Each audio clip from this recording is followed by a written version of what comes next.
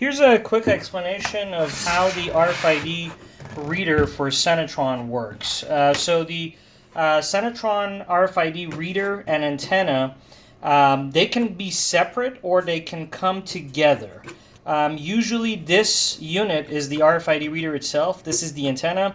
They don't have to be together, but sometimes for convenience reasons, these are commercial double-sided to the antennas. And by the way, these could be pried off. If you ever want to pry them off, you got to do it from this end. If you do it from this end, you'll bend the unit and damage it. So the times where we usually have the antenna on the back of the the reader on the back of the antenna is usually for exit points, because for exit points usually you'll have just a reader, just the antenna pointing straight down, grabbing everything that goes through a threshold. The antenna is front reading, and it's a 59-degree read angle, so it's kind of like a flashlight. The higher it goes, the bigger the circle becomes underneath it. It's kind of like a cone. That's the the how it reads. And basically, so when you install it, the bracket has a hole, and you could have like an L bracket that you could just kind of hang it on, and it could be pointing downwards, it could be pointing outwards if it's like an exit. So, so that's what the bracket is used for. You could just, have something going through it. You could use screws and nuts from, anything, any tool store to mount it. And you could use a swivel to angle it. You can always tighten these screws to, make it stay a certain position. Regarding the, the connectors that are on here, the Ethernet. So pretty much all you need to do is you bring an Ethernet, and that gives it power and data. So that's all you need to power these guys. As far as on the back, there's a zoom in over here. There's two connectors over here. That's considered port 0, and that's considered port 1, also known as port 1 and port 2. Just depends on how you look at it. This is the primary port, the one that's closer to the edge. That's the primary port that's always used. That's a second port that could be used where you could hypothetically attach another one of these antennas or longer one and have it daisy chained to a second antenna.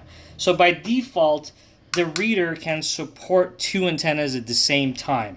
Unless we add on the add-on module multiplexer, which will then allow you to have 8 antennas coming out of this. But by default, you've got up to 2 antennas you could do. So for your purposes, for exit points or places where it's like a threshold, basically you have the RFID cable. This is an MMCX connector.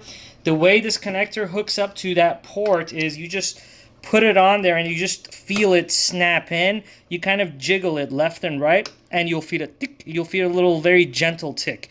Do not put too much pressure on that, because otherwise the gold connector on the other side will break inwards, and you've just damaged a very expensive piece of hardware, which will also void the warranty.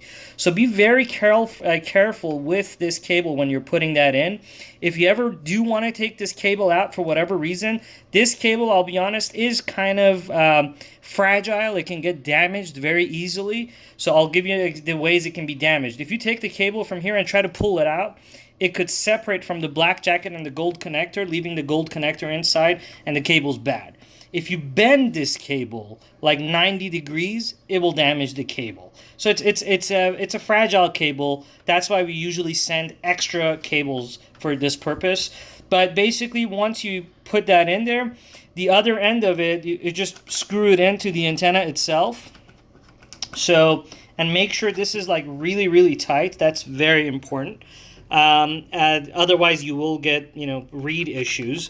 So once that's tight, pretty much this reader is ready to go. You just plug in the Ethernet and we can do tests.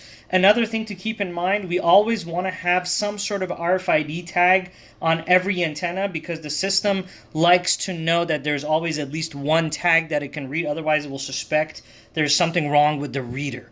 So it's always good to use a ping tag, which is pretty much any simple RFID tag. You can put it over here. You could put it on the back.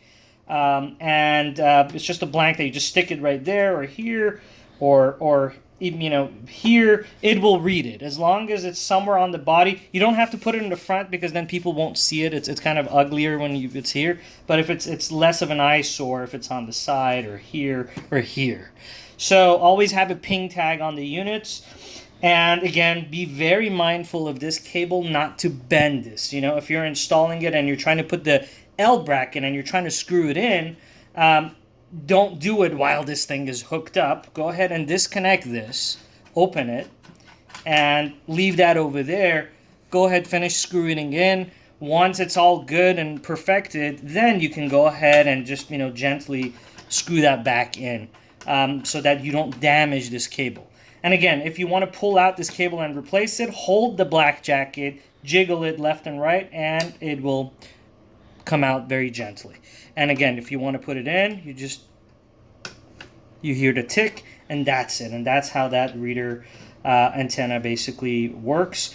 Other things to keep in mind, if you're putting this for exit entrance points, and you're putting this up at 12 feet pointing downwards on an L bracket, don't forget it's a cone. So if you have stuff by the exit points inside, and this is inside of your location, obviously, and if you have RFID assets to the left and the right of the exit, guess what? This thing is going to keep going off. So if you really want to use this for like alerts, be sure you don't have RFID assets, within the vicinity of this thing, because otherwise how will it be able to distinguish if it's an unauthorized asset leaving or if it's something that's staged over there by the exit point. So and so if you do have that kind of a situation, your alternative option is to move this outside the exit point with like an L bracket pointing down, so that it's not picking up stuff on the inside of the location that's RFID tagged. Obviously, this thing is not, the RFID reader electronic components is not weatherproof. So make sure if you are putting this outside, there is some sort of a covering or a roof or awning or something that protects it from water getting into it. And that pretty much covers everything that you really want to know about the Senitron RFID hardware installation related.